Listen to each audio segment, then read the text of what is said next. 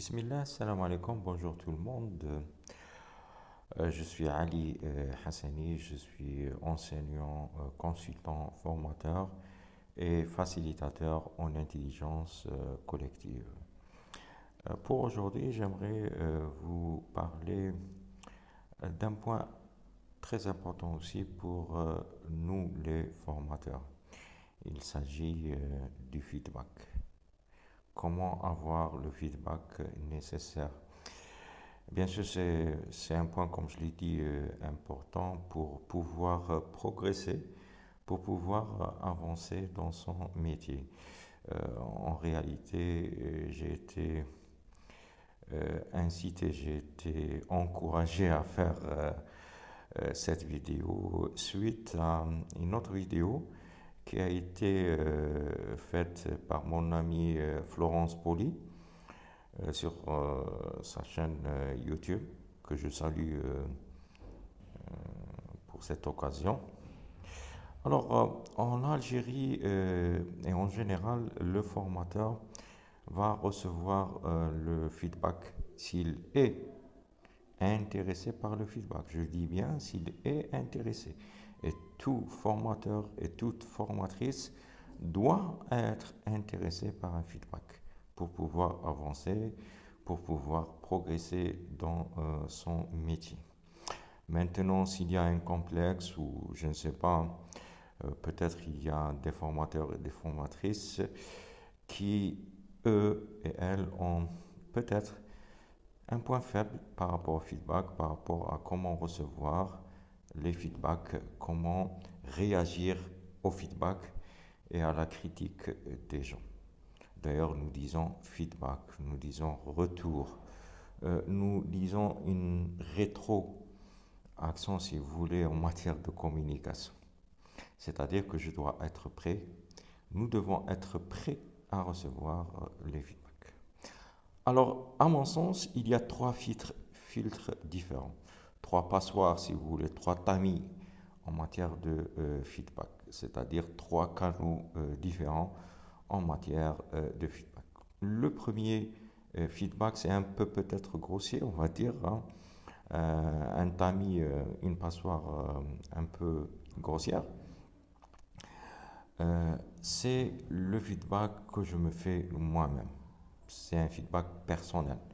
Donc chacun et chacune parmi nous va connaître ses points faibles, ses points forts, ses points d'amélioration, ses axes d'amélioration. Il doit être au courant de ça. Il doit, je veux dire, ressentir le point pour lui permettre d'avancer. Bien sûr, il doit travailler les points forts, il doit travailler, il va s'appuyer sur les points forts, il va travailler, il va essayer de s'améliorer sur les pistes d'amélioration, il va essayer d'éviter, d'éliminer au fur et à mesure ces points faibles. Je ne sais pas les points faibles au niveau, par exemple, au niveau de la pédagogie, au niveau comment présenter, au niveau de la communication, au niveau de maîtrise de soi, au niveau des émotions.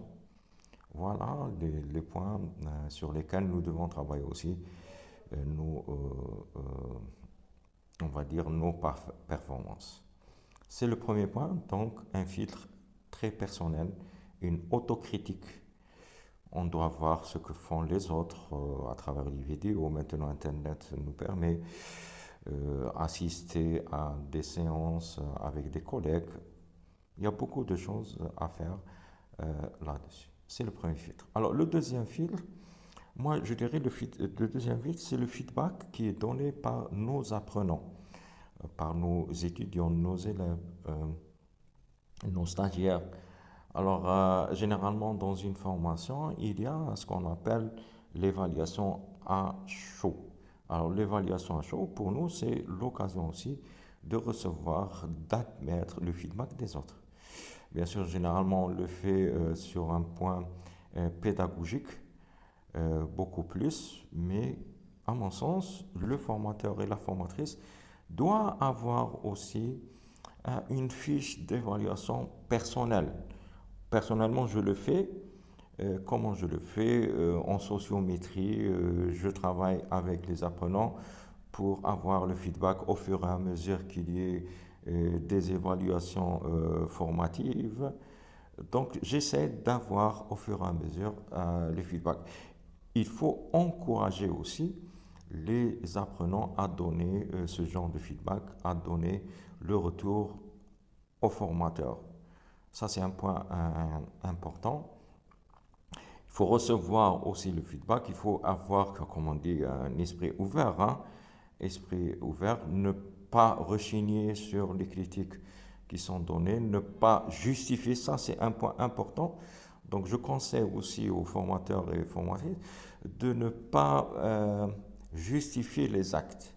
Si quelqu'un vous dit, monsieur, madame, j'ai pas apprécié ça, pourquoi j'aurais aimé voir à la place, vous n'allez pas dire, ah bon, c'est justifié parce qu'il y a un choix pédagogique à faire.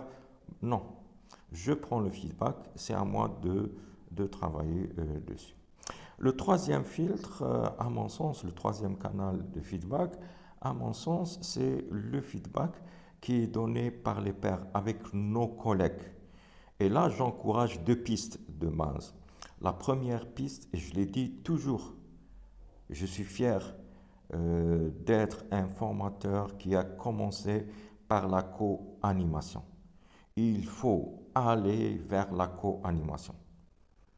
Mes chers collègues, mes chers amis, mes chers formateurs et formatrices, enseignants et enseignantes, allez vers la co-animation. C'est un plus pour nous. Ça nous apprend énormément de choses. Donc, préparer une co-animation, c'est pas facile. Il faut travailler avec un autre collègue. Peut-être que ma méthode avait certaines choses qui n'étaient pas à leur place. Je vais m'améliorer certainement. C'est sûr que je vais m'améliorer en co-animation. Après chaque séance, une journée de travail, on va faire le feedback. Où ça a marché, où ça n'a pas marché. Qu'est-ce qu'il faut faire pour demain, qu'est-ce qu'il faut préparer, qu'est-ce qu'il faut éviter. Voilà, le travail en co-animation, c'est vraiment une piste énorme qui n'est pas exploitée par nous, les formateurs et les formatrices. Le deuxième point, la deuxième piste dans ce troisième canal, c'est les séances d'intervision, les séances, on va dire, de co-développement des retours d'expérience. C'est important, c'est-à-dire essayons de travailler en intervision. Qu'est-ce que ça veut dire intervision?